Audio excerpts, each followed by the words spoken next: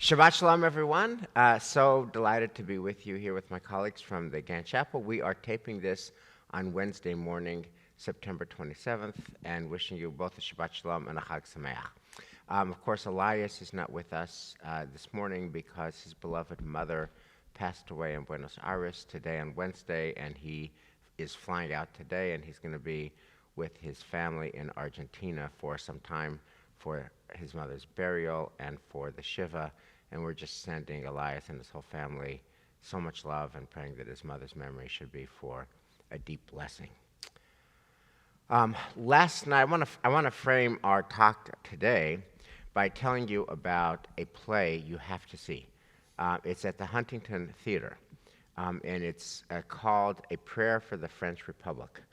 And Shira told me yesterday, the day after Yom Kippur, we're going to see a play. I'm like, oh, okay, fine. And on the way there, I said, what's the play about?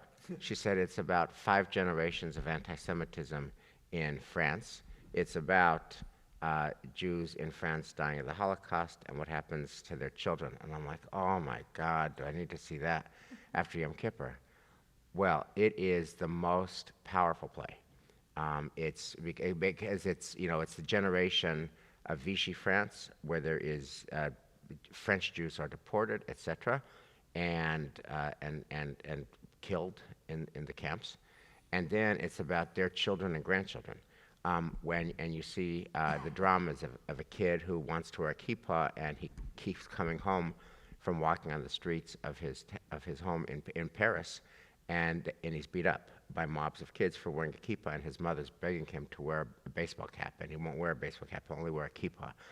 So the first level of anxiety about this play is about the sadness of anti-Semitism in France and in Europe in general. But then there's a deeper level of depression and worry, which is what links us to our topic today, which is about pessimism and does it have a place. Is that and I'm not going to do a spoiler alert, but see this play. It's a really important play. I did not want to see it. So glad I did. Totally compelling play. Half a Temple Manual was there, by the way, last night. The drama of the play and the suspense and the mystery and the plot engine is, well, this family that's French for generations. I mean, French, Paris for generations. They don't know anybody in Israel. They don't speak Hebrew. They have no real connection to Israel. Are they going to run away to Israel? And I'm not going to tell you what happens to this particular family, but if you've been in Israel recently and you go to Jerusalem and you go to any cafe, what you hear spoken is French. And so French Jews in droves are actually going to Israel because it's unsafe for Jews in France. And that's the drama of this play. But then I had the second level of depression and of anxiety, which is Israel is so... It feels like such a troubled place now. It's like bad enough that you have to leave France, leave your home, leave the place that you love, leave a prayer for the French Republic to go run to Israel because you're concerned about safety. And then the second level of concern is, we're recording this during the week of Yom Kippur. We had Yom Kippur on Sunday night and Monday.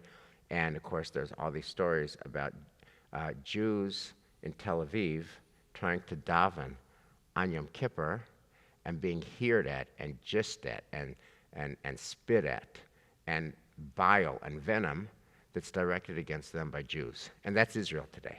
I mean, that made national news, that made international news. And so the question that we want to talk about is, what do you do with that? What do you do with that negative energy? Like if you are alive to the world, that's our world. And of course, there's all these other issues. We're worried about democracy here, et cetera, et cetera. So here's what I want you to think about. Think about what is it that worries you and that has you anxious, okay? And in the Donniel Hartman podcast for the end of 5783, he had these magical words. I don't do pessimism. I don't do pessimism. And so Donniel Hartman knows Israel as better than any of us ever could. And Donniel Hartman knows the hatred and the deep brokenness and deep dysfunction and deep division from which Jews spitting at other Jews who are trying to daven on Yom Kippur comes from. And his response is, I don't do pessimism. So what I want to talk about is that a legitimate Jewish position? Like, do our sources support that? And then, if you're actually feeling pessimistic, but you want to take the Donniel Hartman approach, I don't do pessimism, how do you be in dialogue with yourself so that you move away from the pessimism which you might feel to a better place, to a brighter place, to a happier place? That's our topic for today. So let's thank God for the gift of learning Torah together. Baruch atah Adonai Eloheinu melech haolam, asher kiddushanu b'mitzvotav v'tzivanu la'asok b'divrei Torah. V'harad na Adonai Eloheinu et divrei Toratcha b'finu u'b'fi amcha beit Yisrael. ונהיה אנחנו וצאצאינו וצאצאי עמך בית ישראל, כולנו יודעי שמך ולומדי תורתך לשמה. ברוך אתה אדוני המלמד תורה לעמו ישראל. ברוך אתה אדוני אלוהינו מלך העולם, אשר בחר בנו מכל העמים ונתן לנו את תורתו. ברוך אתה אדוני נותן התורה. So, the premise here is that you're feeling something in your kishka. You're feeling something in your pit of your stomach. You've got a pit in your stomach. You've got a negative energy pit, and you are kind of wrestling with succumbing to pessimism, right? You only need a teaching, I don't do pessimism, if there's a lot of pessimism in the air. If there's not a lot of pessimism in the air, you don't need the teaching, I don't do pessimism. It's only if there's a grounds for pessimism that Donniel's teaching, I don't do pessimism, is relevant. So here's our question. We have something in our gut. We have anxiety. We have negative energy, a pit in our stomach. And we're going to look at 3 texts that are anti-pessimism texts, 3 texts that are hope and optimism texts. And they all these texts take place during incredibly challenged circumstances. So the first one is going to be a mother and her young son. This is Hagar and Ishmael. We encountered it on day 1 of Rosh Hashanah. It's hot, it's the desert, there's not enough water. He's dying of thirst, and she's weeping. And the message of that is, don't succumb to pessimism. The second text is Jeremiah in the 586 area, where number 1, he's in jail, imprisoned by the king, and number 2, the Babylonians are coming, and people are going to be exiled. So this is kind of double pessimistic terrain, and yet he's commanded by God to buy real estate in Anatot. And then the third text is a famous text from Nehemiah chapter 8. The Jews come back after exile, and it's ruins, and they come back to destruction, and everything is hell in a handbasket, and it happens to be Rosh Hashanah. And they're doing Rosh Hashanah in ruins. Rosh Hashanah in ruins. And Nehemiah chapter 8 says, don't be sad. And of course, you only say don't be sad when everybody's sad. And don't be weeping. You only say that when people are crying. And it goes on to say, you have to be happy because our strength is in happiness. And so we're going to look at each of those. What do those texts tell us about what to do with the anxiety that we're carrying around? So, Elisa, would you pick up? We're going to start with the Hagar text. This is a real quick text, pages 1 and 2 of the handout. If you can just start reading with verse 14, early next morning. Early next morning, Abraham took some bread and a skin of water and gave them to Hagar. He placed them over her shoulder together with the child and sent her away. And she wandered about in the wilderness of Beersheba. When the water was gone from the skin, she left the child under one of the bushes and went and sat down at a distance, a bow shot away, for she thought, let me not look on as the child dies. And sitting thus afar, she burst into tears. So just pause. This feels like as desperate can be, that this is a mother who feels that her son is going to die, and there is nothing she can do about it. Okay, hard to imagine more pessimism than that. Okay, keep going. God heard the cry of the boy, and an angel of God called to Hagar from heaven and said to her, what troubles you, Hagar? Fear not, for God has heeded the cry of the boy where he is. Come, lift up the boy and hold him by the hand, for I will make a great nation of him. Then God opened her eyes, and she saw a well of water. She went and filled the skin with water and let the boy drink. And keep going just to end it, yeah. God was with the boy, and he grew up. He dwelt in the wilderness and became a bowman. He lived in the wilderness of Paran, and his mother got a wife for him from the land of Egypt. Great. So Ishmael feels like he's at death's edge, feels like Hagar's mother is at desperation's edge, weeping away. And we know even in this short little text, he lives happily ever after. He grows up, he gets past this bad incident, he grows up, he gets married, he goes on to have a life. What's the lesson of this story? And what does it say to us in our current day of worry? So we turn this text every year. And one of the things that has been most profound for me is the rabbinic insistence that the well was there, kind of in the same way that there's a rabbinic insistence that the ram was there the whole time, that when we are so stuck in our pain and our grief, we sometimes can't see the possibilities that are right there in front of us. And I love that reading, particularly because God just opens her eyes and she's able to see that well that's there, sort of shaking her out of that place of what you're calling this morning pessimism. I would call grief, terror, existential horror that she's in. And she's able then to see beyond that moment. And one of the dangers of pessimism, as you're calling it, is it blocks our vision from seeing other possibilities. Right, so it's a practical argument against it, right? When you are crying, when you're self-pitying, when you're in a state of deep sorrow, you're not asking the question, what can I do next? You're asking, why me? Not what can I do next, and therefore you don't see the water that's there. And I also want to frame that by saying that it's profoundly appropriate for Hagar to be where she is. So there's nothing wrong or in any way unusual about Hagar being in that situation. That's very human, and in fact may be a place we not only do get to, but may even need to get to at certain points. And yet, if we get stuck there, we limit ourselves. I had a totally different read, which is that her tears actually unlock the well. Like it's her crying and her letting out all the emotions of being exiled and banished and having this man who formerly was her partner and formerly was her support and formerly was in it with her, parenting with her, kicking her out. It's when she can cry and release all that emotion that she has access to God and that she has access to vision. So I think there's a difference between being pessimistic and feeling your feelings. And I think this is a story about the importance of feeling your feelings, processing your feelings, and going through that to get to the other side. Not just, right, you don't get stuck there, but you also can't avoid. It's not like you can't just be there and be like, well, I'm just going to look around and hope God provides something. Like, you actually have to be in that space of despair and acknowledge that, like, there are desperate moments in life. And you work your way through it. Yeah, and you're naming an ism that we haven't yet named, which is, I think, really important, realism, right? Mm-hmm. Understanding what is in front of you. So what is, again, we're filming this 2 days after Yom Kippur. I mean, all of us deeply, deeply, deeply love Israel.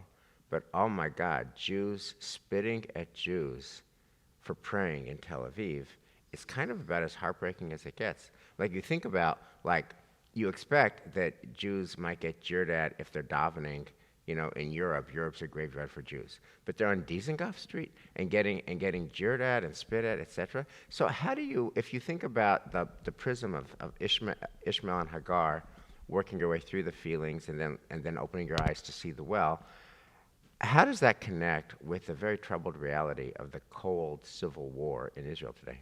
I want to contextualize, because Jews spitting at Jews has been happening for years at the wall.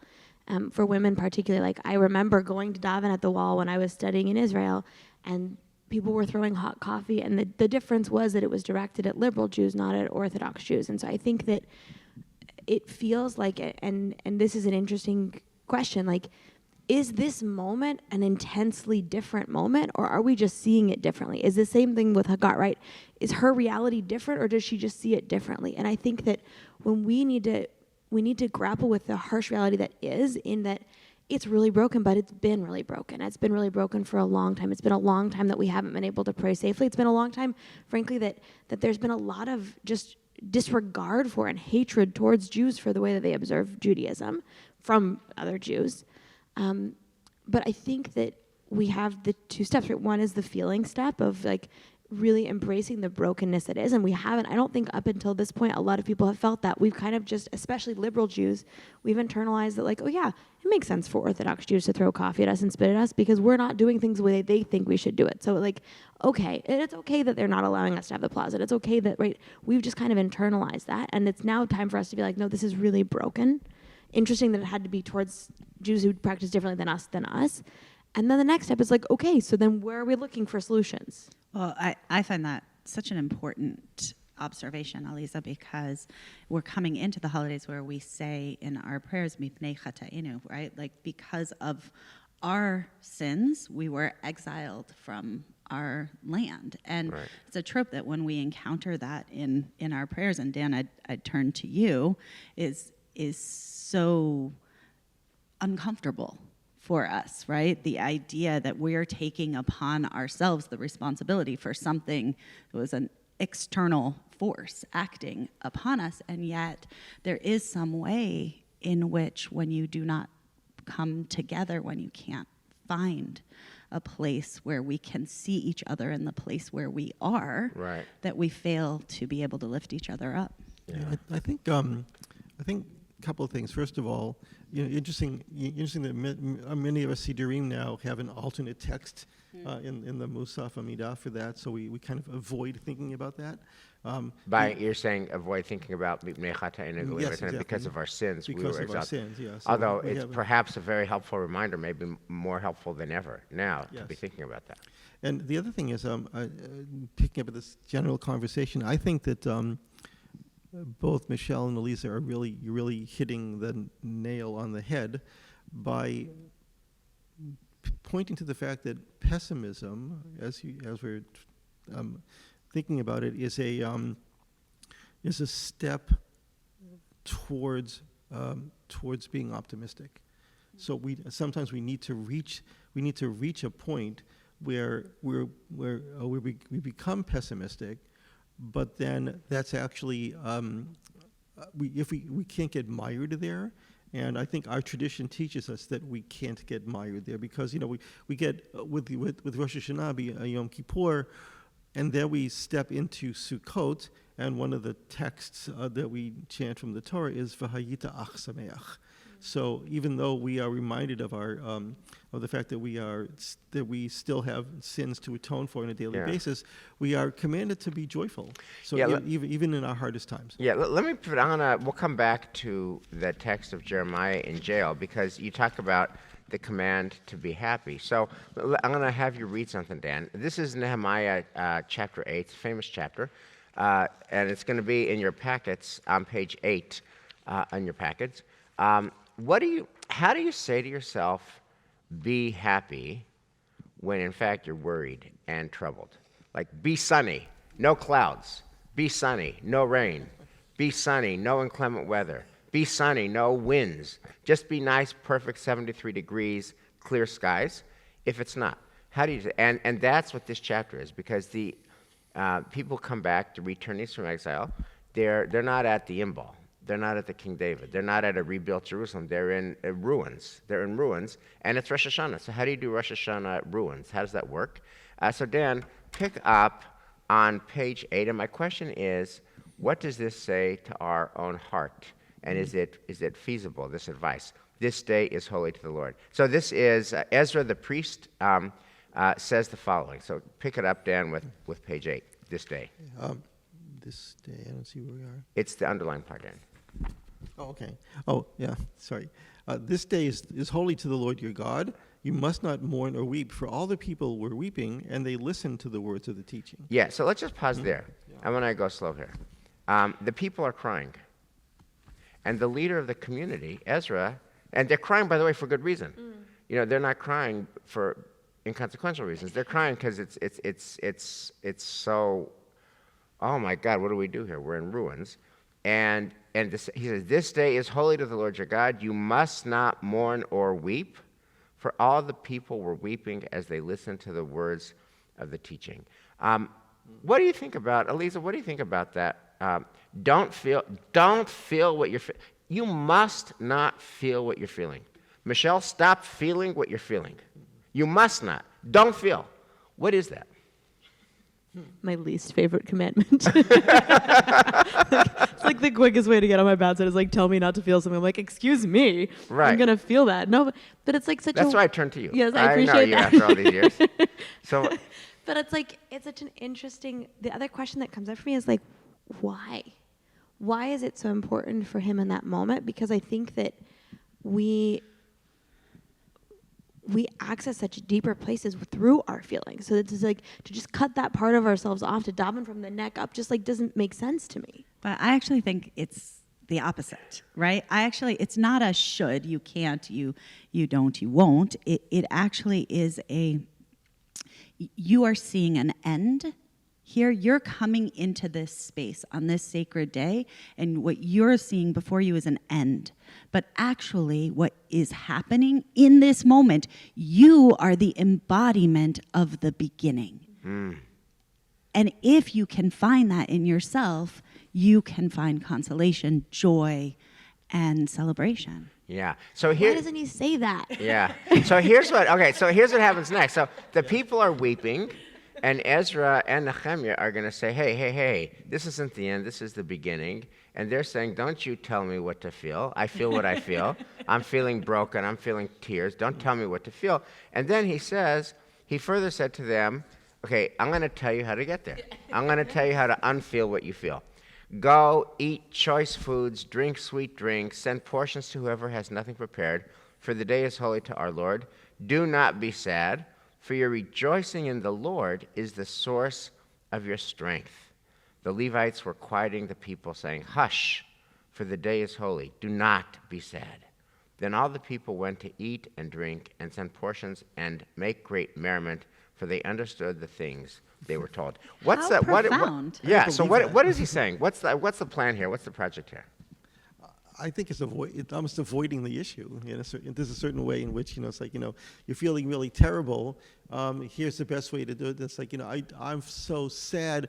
Well, let's go and have a few drinks down at Joe's bar, and we'll forget everything. Is that avoidance, or is that what? Is there a different? So I would argue, right? I can totally see why you would see avoidance there, but actually I think it's a pathway towards healing, because in those moments we need each other. I mean, I'm thinking, I don't want to put you on the spot, but I'm thinking about, you had to do Rosh Hashanah, having just lost your mother. Right. What was that experience And like for indeed, you? Elias is going to have to do life and Sukkot, the festival of joy. He's like, bury his mother. Festival of joy is upon us. And we both had funerals. You had a funeral right before Yom Kippur. I had a funeral right after Yom Kippur for families who lost their loved ones in the midst of this season. And so... And what's possible in that Yeah. moment? So I think, Aliza, so I want to come back to your question, but I want to ask, because you're always very sensitive about, don't tell me to feel what I'm feeling or not feel what I'm feeling. What do you think is Ezra and Nehemiah's move here? What's the connection between eating good food, drinking good drinks, and feeling the way they want people to feel?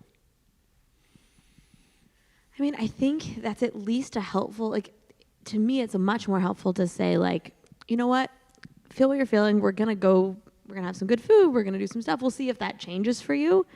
That's not what they say, don't cry, don't feel your feelings, and I'm going to show you this path. I do think it's helpful, right? When you're really in a down, dark place, and I'm just trying to think about the times in my life where I've been in really dark places, what you're wearing and what you're eating and where you're going, that does actually make a difference. And Right. You don't have to decide I'm not going to feel what I'm feeling, but you can just decide I'm going to go be around happy, cute little children. I am going to just go to the zoo, or I am just going to go, I'm going to go to the gym. I'm going to whatever your thing is that makes you feel happy. Yeah, and your appearance and how you roll and how you present, the externals reinforces the internals and can actually also lift up the internals. I remember, this is just like a classic story from my family, where my sister-in-law was 33, Brenda. She was in a terrible accident. She's been in a wheelchair ever since in Tahiti. And one morning my brother, came to see her in the hospital, and he hadn't shaved, and he hadn't showered, and he looked like hell, and he felt like hell. And he was dressed in, yesterday's clothing. And my sister-in-law from her hospital bed said, Mark, no, go back and shave and go back and shower and go back and get dressed and then see me after that. You have to, you have to, right? So like eating and drinking and presenting and dressing, all of that kind of creates an energy field and an energy flow. And so I think part of that is that, how does this intersect? Michelle, you're going to be going to Israel this year, and you're taking, teenagers to Israel. And they're going to be going on college campuses, and oh my God, what a complicated space, what a complicated project you're running to try to get our 12th graders to think about Israel. I mean, Israel was uber complicated before the Cold Civil War. Now Israel is complicated for all the reasons it's been, plus the Cold Civil War. How do you think about this advice from Ezra and Nehemiah about externals, eating, drinking, dressing, as it affects internal feelings, and how does all that intersect with your 12th grade project? To me, it's less about the eating, drinking, and dressing, and more about the seeing each other and engaging each other in a community together in a space. Like when you have to dress and eat and drink, they're doing that in a community, and their community is directed towards something positive, towards building something. And so for me, I would say to engage our teens in the endeavor of connecting with our community in Israel in a way in which they see opportunities for maybe a shift of perspective from what you can get from here in Newton, and a shift of perspective that they're going to be able to bring home. Like, right. I hope that we do for them what the Levites are able to do, which is to say, there's a bigger picture here. You're seeing an end. This may be a beginning. Yeah. And I think there's a halachic principle at stake, and I'm wondering how this applies to you. And I'll share how it applies to me, but I think it's also in Nehemiah. It's mitoch shelo lishma bo lishma, which is do something, and at first you're not feeling it, but once you do it, you feel it. So don't feel it and do it. Don't feel it and do it. To the contrary, do it, and then you'll feel it. So this is the case. Like if you've ever gone to a wedding of somebody else when you yourself are sad, and like, I'm not in the mood, I'm not in a place, I don't, so you go, and at first you're trying to win the Meryl Streep Award, that, you're smiling and you're present and you're radiant, but inside you're dying, or inside you're broken, or inside you're having a hard day, and you go, and then, you start talking to people, you see people, and then you start having conversations, and then the people kind of lift you up, and then you have a drink, and you have some food, and that kind of lifts you up. And then they start dancing, and then you join the dance line, and that lifts you up. And you didn't go to the wedding originally with joy in your heart, but as a result of seeing people and eating food and drinking a glass of wine and then dancing, before you know it, you're in the mood. You're in it. Do it and then feel it. I think that's part of Nehemiah's teaching here.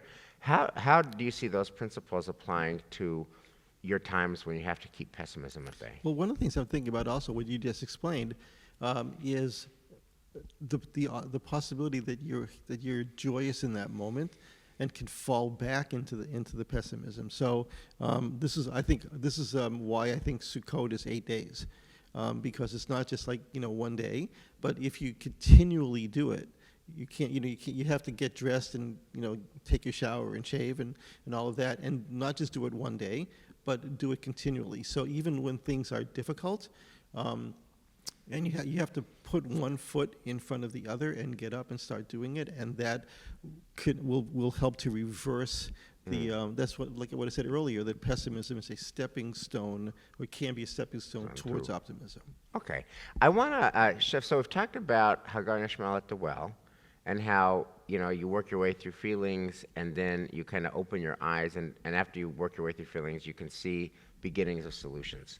I remember once I was at the funeral for Rick Park, who was a young man who died young. Evie Park was his wife, and she was a teacher at Schechter. And Carl Perkins was doing the funeral at Temple Aliyah years ago. It was in the late 90s.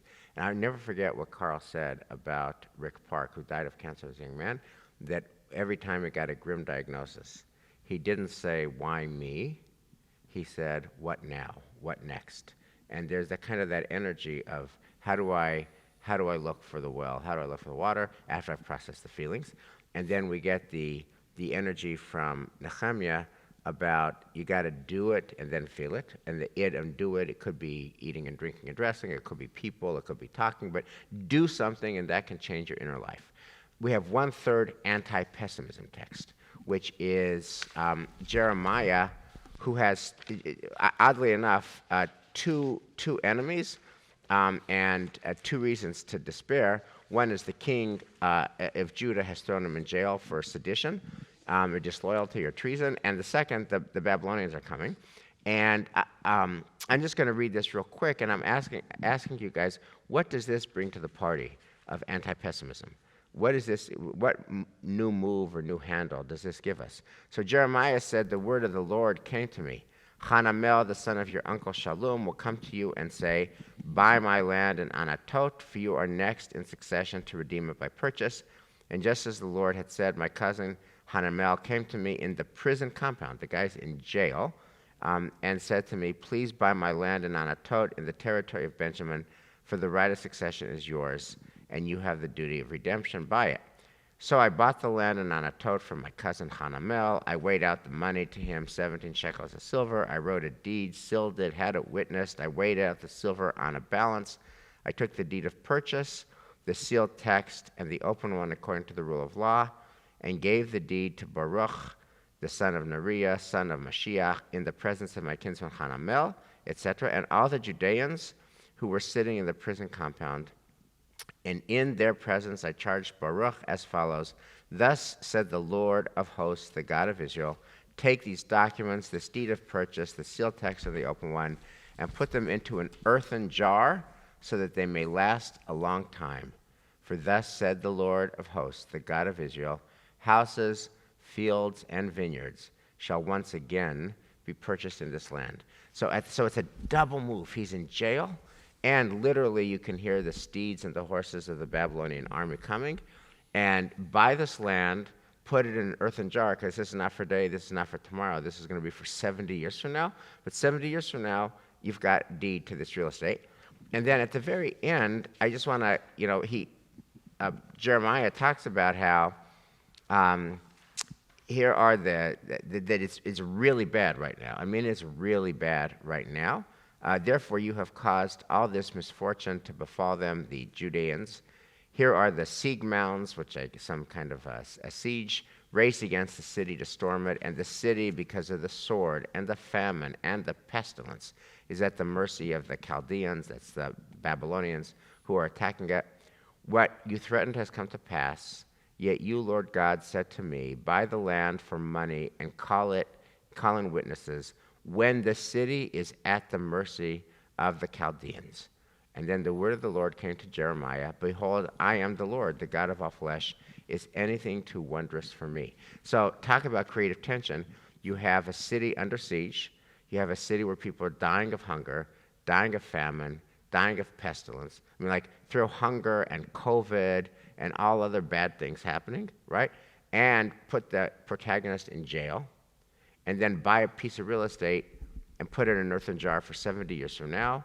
And why am I doing this? Because there is such a thing as God, and nothing is too wondrous for God. So that's the story. What's the lesson from this fabulous text? It's one of my favorite texts of our tradition. I believe strongly that this is actually at the core narrative of the Torah as well. You know, those 400 years when our ancestors are in slavery and eventually they get out. I mean, our core narrative is it might not be you, it might not be now, but the story will not always be this story. A different story is already in process. So are you saying, Michelle, if I hear you correctly, that it's the long view? This is the long view? You're part of something bigger Than you. And you have a stake in this world that lasts beyond you. Oh my God, Michelle Robinson. Oh my God. On Yom Kippur, in the Machzor Lev Shalem, when we begin Yizkor, there is this reading that we, at least Elisa and I did in our service, which is, that your ideals are going to live on, even if you're dead. Even if you're dead, your ideals are going to live on. Your ideals are going to live on, even if you're no longer there to see it, basically. And that's how it ends. It ends with that note. Is that what you're saying? It's a piece of what I'm saying, absolutely. Right.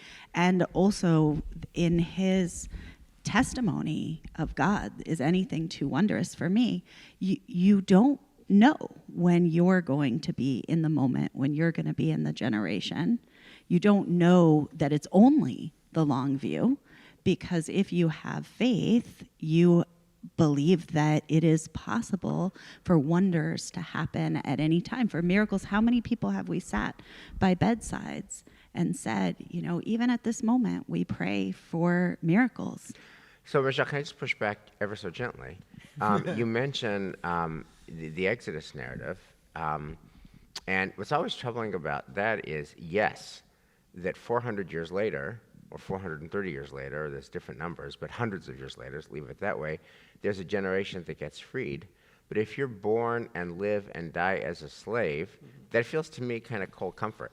So, I guess, how do you deal with that fact? Like the long-run view kind of vindicates God, right? But you're kind of screwed if you're in the unlucky part of the chain. And what do you do with that? I think what you do with that is you have love and hope and faith for the future. I don't know, as a parent, the moment you become a parent, the world is not about you anymore.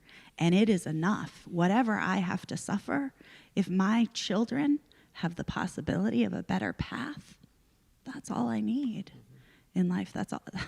That's everything for me. And I think our story, there's such a beautiful story that Rabbi Lord Jonathan Sachs tells about the Rebbe who, Menachem Mendel Schneerson, who once got a letter from somebody who had said, I can't pray, I can't engage with my faith, I don't see God.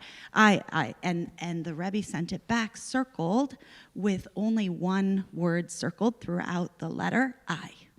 And he said, there's your problem right there, because you're trying to find faith, you're trying to find God, and you are doing it with I. And you don't lead with I. You lead with a sense that you're part of something bigger than yourself. You're part of a community that transcends whatever's happening to you, even if it is 400 years. Yeah, I'm with Wesso on this. Yeah. The idea is that, yes, that's so wonderful, so what to think about, but then, as you say, you're born and you live as a slave and you die. How is it you can have? How's it helpful that generations later they're at the end ball? I don't know. How's it helpful that migrants are at the border right now in this minute with their children, trying to give their children a different future, even when they know they're not going to make it? It's a Jewish story. How many of our ancestors, our parents, our grandparents, our great-grandparents came to this country and sold rags, or some equivalent of selling rags, so that our kids could go on to find schools and have the kinds of illustrious lives and careers that they've had. That's an American Jewish story. But I think the piece of pessimism here is like, you can be like, the world is never going to improve and everything is going to continue to be broken. And I don't need to feel happy and clappy about it, but I do need to get on my feet and walk towards that border. I do need to get on my feet and I need to take out this rubble and build it back into a different place. I don't need, and I think that's an interesting piece of where's the emotional reality of what's not pessimism. And I think, I'm not sure exactly where that is. I'm also thinking about, like, for my own life, the moments where things were really tough, I was pretty pessimistic. I don't know, did that harm my ability to get through that? I don't know. Was it pleasant? No. Was there a more pleasant way? Probably not. I'm sitting here with the question of, is it worth trying to avoid being pessimistic, or should we be engaging with it in a different way? So, that's a perfect segue. So Donniel says, I don't do pessimism. And Shimon Peres says, optimists and pessimists die the same. They just live different lives. Great quote. And at the Shimon Peres Center, it's all over the place. All sounds very lovely, and it all sounds like, hey, we should really try to work our way out of pessimism and internalize the lesson of these anti-pessimism texts, there's only one slight problem, and I want to go to there next and conclude with this, which is there is this thing in Judaism called prophecy. And it's like Torah, Nevi'im, and Ketuvim, the middle leg of our stool, is for the most part pessimistic. And they kind of own the pessimism, and they sit with the pessimism. So I want to just, I want to give you at home and my colleagues here an example of this. This is from the same Jeremiah, and I picked it because Jeremiah buys the house while in prison. But same Jeremiah does the following. This is the text for Tisha B'Av day. I will make an end of them, declares the Lord. No grapes left on the vine, no figs on the fig tree. The leaves are all withered. Whatever I have given them is gone, Gone, gone, I do spell. Why are we sitting by? Let's just gather into the fortified cities and meet our doom there. For the Lord our God has doomed us. He's made us drink a bitter draught because we sinned against the Lord. We hoped for good fortune, but no happiness came. For a time of relief, but instead there is just terror.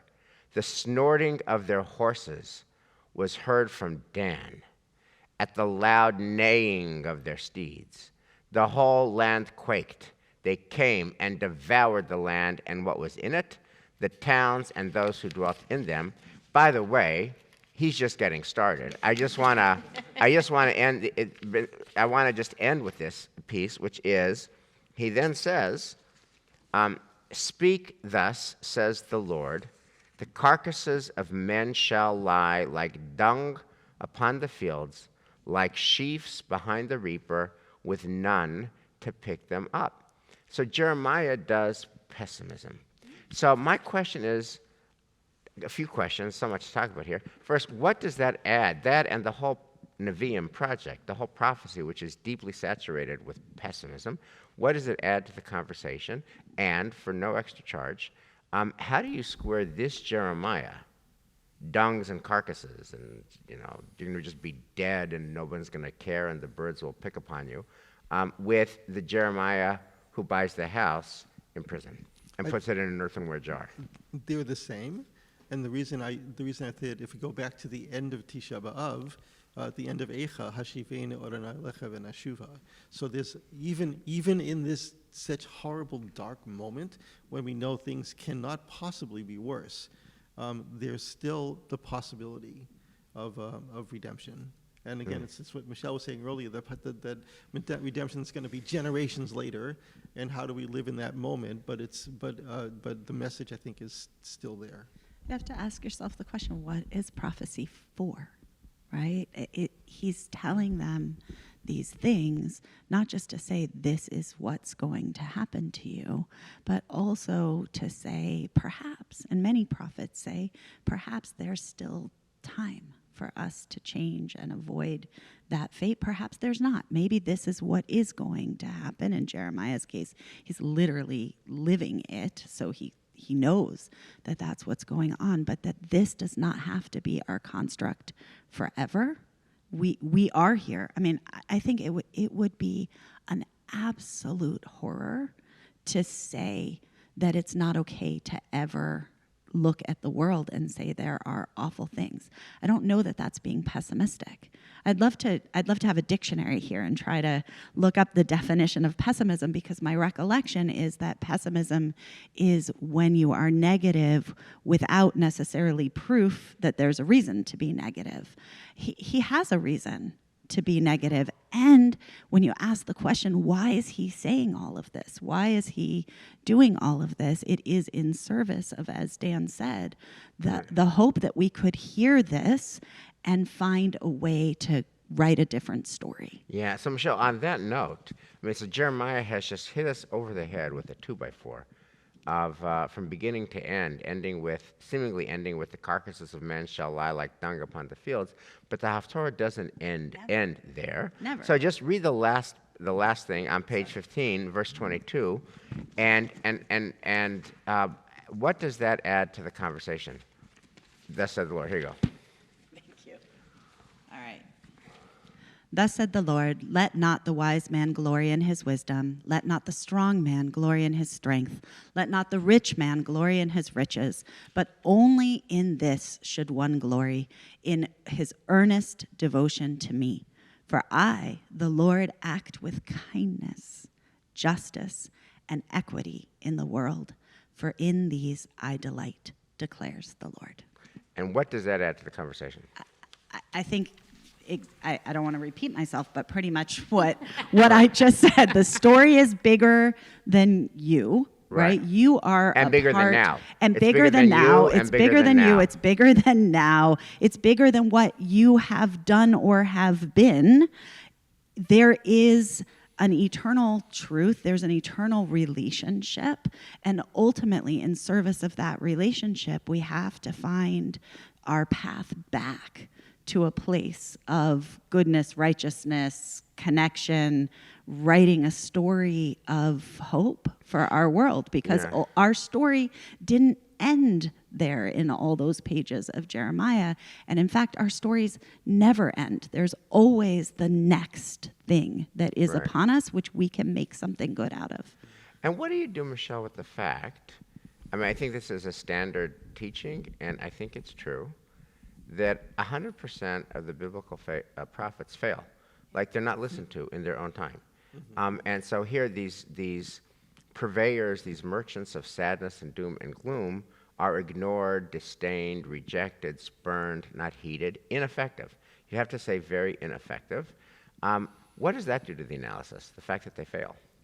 Well, but I think that's such an interesting thing, because I think if we say that prophets are peddling doom and gloom, I think that undersells. I think what they're trying to do is I think they're trying to get people to feel. I think they're trying to say, feel the brokenness that exists in the world. Because if you felt the brokenness that I experience, then you would have a different reaction, a different relationship to this world, and you would do something differently. And what they fail to do is they fail to get people to join them in their feelings, except when it's positive, right? Like, everybody's ready to join a party, but very few people, you shared this, that your father-in-law shared, that when you laugh, everyone laughs with you, and you cry alone.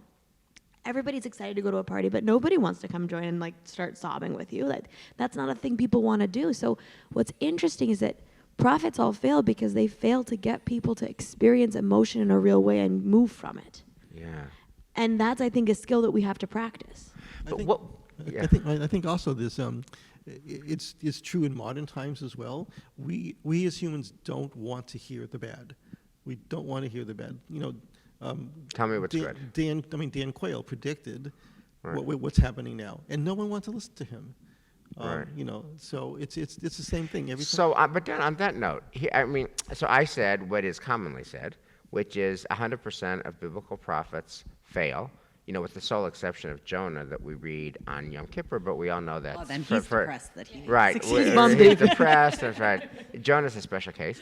But so they fail, but the flip is that we still read their words thousands of years later. So did they really fail? Kind of, they failed at their time, but people, humans of soulfulness, are still reading, engaging, being challenged by their words. We walk with them through our most intense life moments, our most soulful moments, our most spiritual moments, our most awake and open moments. We're still listening to, wrestling with the prophets. So do they really fail?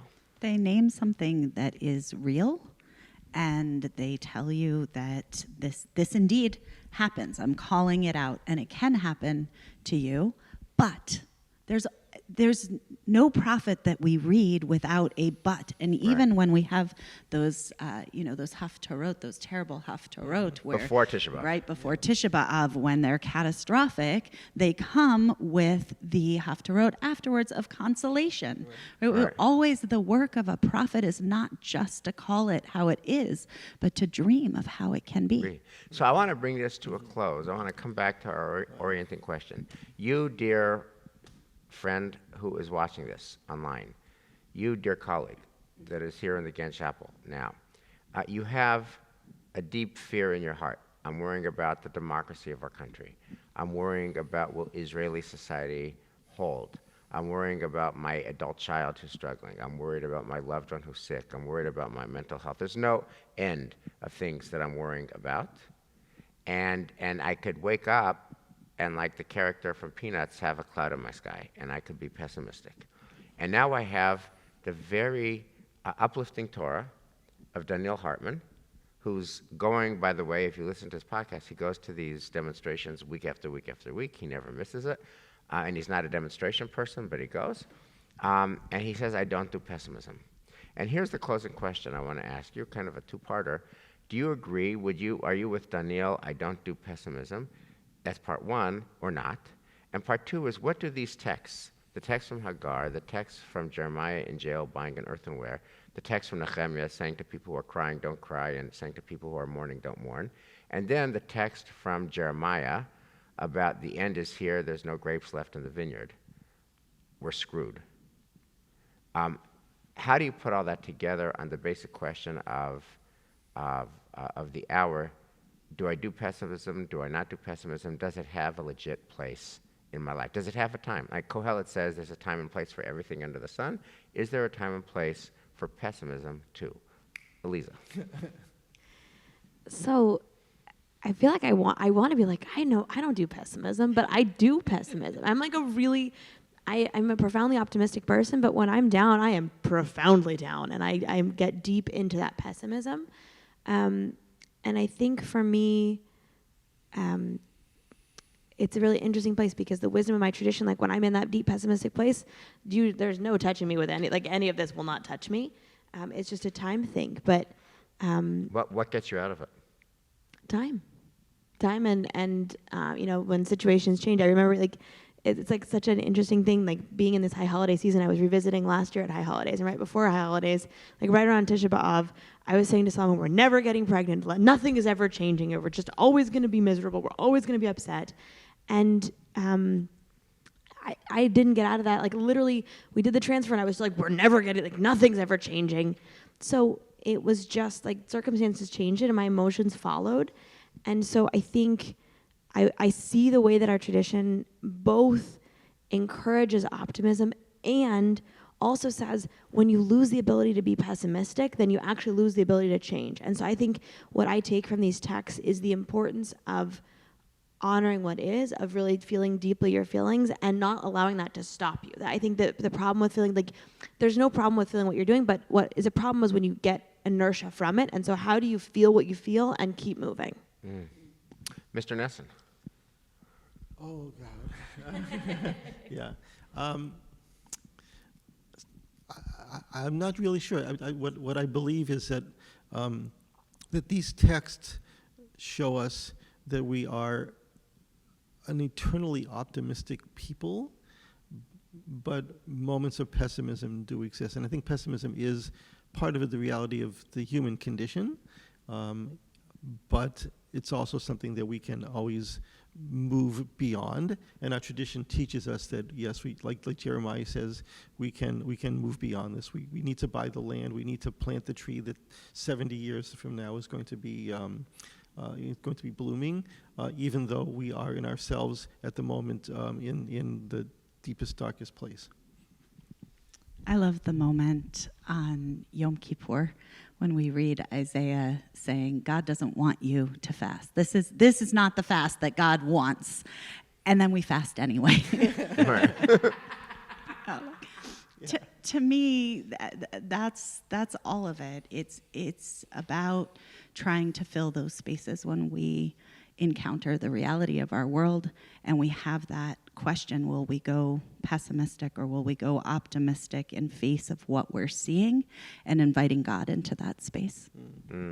So I really, really wrestle with this question. The reason I just picked up immediately on Donniel saying I don't do pessimism is that I frequently do pessimism. I frequently live pessimism. I frequently am pessimistic. It's an inside joke in my family. And you guys know this because we've worked together for 100 years. My favorite weather is rain. My favorite weather is rain. Like a sunny day, I'm not that interested in. A sunny day is okay. The turbulent, rainy, windy days that we've had leading up to Rosh Hashanah, etc. Last week, a lot of rain. I love that. And I think the reason I love that, my family thinks that I love that because it reflects a dark soul. And I think I love that because I think life is about figuring out how to make meaning in the rain. And so for me, I love Donniel. He's like my rabbi, and I love that idea of I don't do pessimism. But for me personally, I can't get there because that's who I am. I am pessimistic. It's about how do I live a good day in the rain? It is frequently raining. It is always raining. And the places that I love most are like deeply broken. I think our country has never been more broken. I love America. I am deeply fearful and deeply pessimistic about 2024. I'm deeply anxious. Whatever your politics are, it's a civil war that didn't end. And the other place I love deeply is Israel. And everybody says this is not breaking any new ground. It's the worst domestic crisis that Israel's had in 75 years. So that's rain. That's rain. And our move, for me, the weight of all these great texts is, okay, it's raining. Don't be afraid of the rain. Don't be afraid of the rain. Instead, figure out how to live and make meaning and make warmth and make coziness and make joy and make blessing in the rain because it is always raining. Shabbat Shalom, Chag Sameach. Mishkoach.